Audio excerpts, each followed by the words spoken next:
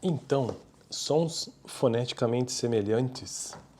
Esse vai ser o assunto do vídeo de hoje. Quero apenas trazer alguns casos mais frequentes de similaridade fonética. São alguns casos, são 1, 2, 3, 4, 5, 6, 7, 8, são 9 casos. Eu estou construindo uma playlist nesse canal sobre fonética e fonologia. O livro texto base é esse aqui, ó.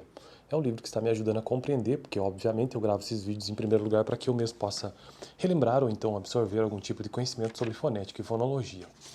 E este é um vídeo que faz parte de uma playlist geral de linguística. Então existem várias áreas na linguística, sendo que fonética e fonologia também são uma dessas áreas. No vídeo passado eu já tratei sobre o que são fones, o que são fonemas, o que é um par mínimo, o que é um contraste ambiente, enfim, diversos temas anteriores a isso que eu cheguei hoje. Então, sons foneticamente semelhantes são aqueles que compartilham de uma ou mais propriedade fonética. Ou seja, o que é um som foneticamente semelhante, segundo o texto? São aqueles sons que têm algum tipo de propriedade fonética em comum.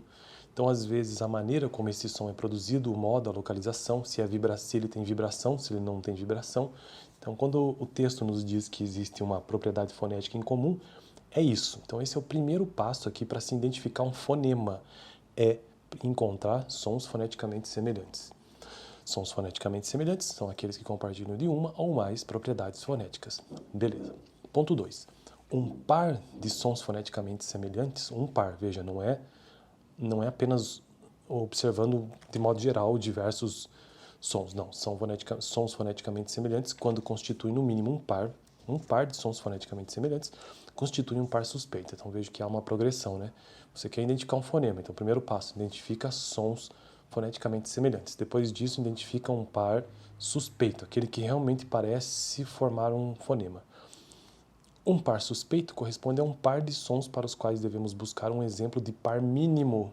Então veja bem, sons foneticamente semelhantes, par suspeito, e depois do par suspeito, constata-se que aquilo ali é um par mínimo, para atestarmos o status de fonema dos segmentos em questão. Então, tudo isso para descobrir se é um fonema ou não.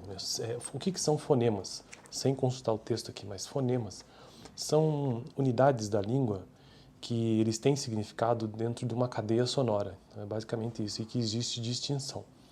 Por exemplo, pense na palavra que eu sempre cito aqui no vídeo, faca, e a outra palavra vaca. São palavras que são iguais, né? Exceto por um fonema, que é o f de faca e o v de vaca. Então, estas letras são fonemas da língua portuguesa, no caso, porque elas distinguem palavras, distinguem significado, inclusive forma.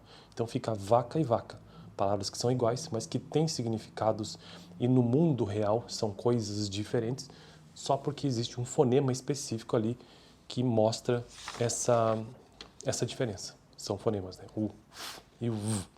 Tá, tendo dito tudo isso, vamos finalmente ao vídeo, que são os 9 casos mais frequentes de similaridade fonética, então.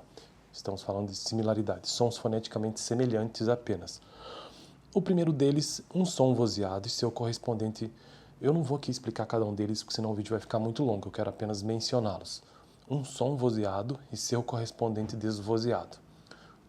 Tá, nesse caso aqui, vou citar esse exemplo, pode ser o próprio faca e vaca, né? Então aqui temos diferenças, mas uma das diferenças é que um desses segmentos é vozeado e outro não, ó. Faca, faca. Nada vibra aqui, ó, nas pregas vocais. Enquanto que vaca vibra, tem vibração. Então isso aqui já é o primeiro caso frequente de similaridade fonética, um som vozeado e seu correspondente desvozeado. Beleza? Ponto B. Uma oclusiva e as fricativas e africadas com ponto de articulação idêntico ou muito próximo. Beleza? Ponto C. As fricativas com ponto de articulação muito próximo. Ponto D. Quarto caso mais frequente.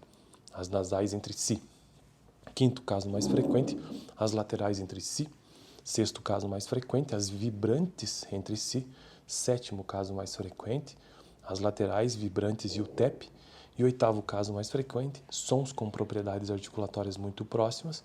E último caso mais frequente de sons foneticamente semelhantes, as vogais que se distinguem por apenas uma propriedade articulatória. Assim, E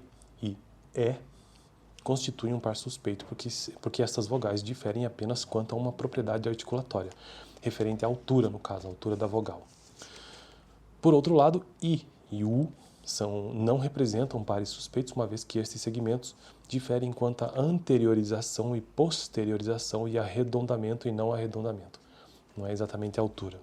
Bom, então esse foi o breve vídeo de hoje, só para ter uma vaga noção de que existem casos frequentes de similaridade fonética que contribuem para a identificação, né? Num primeiro passo de sons foneticamente semelhantes, depois de um par suspeito, um par mínimo, para, enfim, chegar na identificação do que seja um fonema. Eu fico por aqui, no próximo eu continuo a partir deste ponto. Tratando sobre o quê? Não sei, vamos ver no próximo vídeo. Valeu!